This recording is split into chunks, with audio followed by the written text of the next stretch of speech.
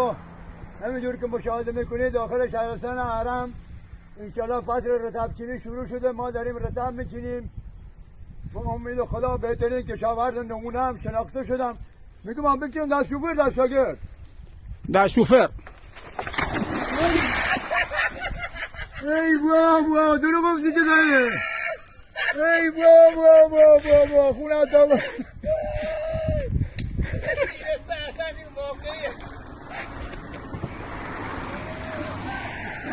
ای بابا نمیگم ای که سر ما آورد خونه تا ما گفتم بلندیزم تو گردن ما بار کردیم.